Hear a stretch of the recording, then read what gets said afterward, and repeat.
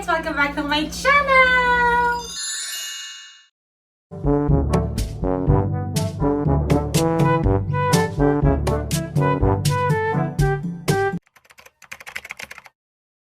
Alright, so for today's video guys, gagawa tayo ng vegan Alfredo. It's super easy. In less than 5 minutes, may pasta na tayo. It's super healthy pasta. What are the ingredients na kailangan natin for a pasta? Of course, ang ating pasta noodles, and this is made from chickpeas. Nakapagpakulo na ako kanina.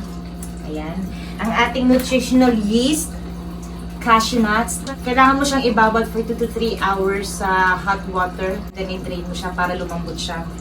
And then, lemon, salt, pepper, and garlic. And of course, ang ating turmeric, garlic powder, and onion powder. Kailangan din natin ng hot water sa ating gagawing vegan cheese. This is super easy na kahit nakapili ka, kaya mong gawin. Siyempre, hindi mo siya gagawin na nakapili ka, kaya nakapili ang ating mga eyes. You know what I'm saying, guys? So, let's do this!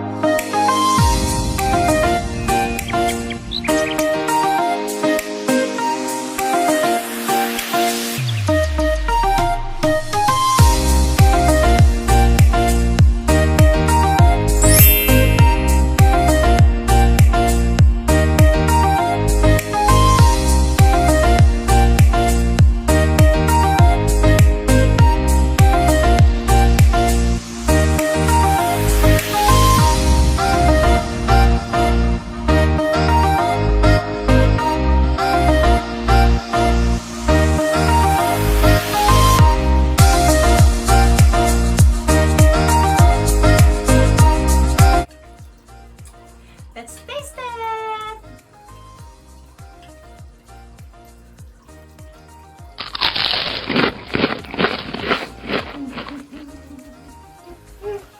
Oh my god! Oh my god! Oh my god! Oh my god!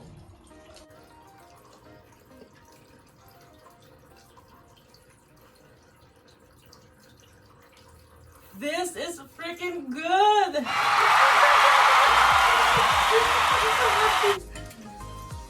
Oh my god! I wasn't really expecting it. Kasi parang feeling ko medyo nasobrahan ko yung water niya. But it turned out perfect. Wow! Okay.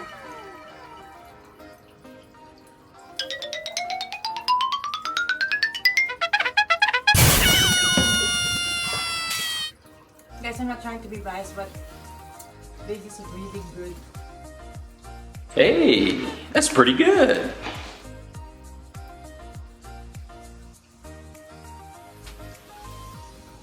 I'm so proud of myself.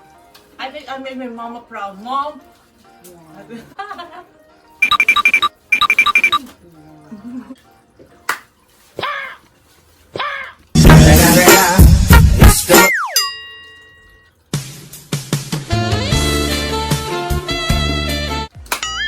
Alright guys, thank you guys for watching this video. Go try this recipe guys. It's really easy, affordable, and of course it's very, very, very healthy. It's good for your body. Alright guys, I hope to see you in my next video. Spread positivity, kindness, joy, love, and peace to one another. I enjoy to the world. Thank you! Mwah, mwah, mwah.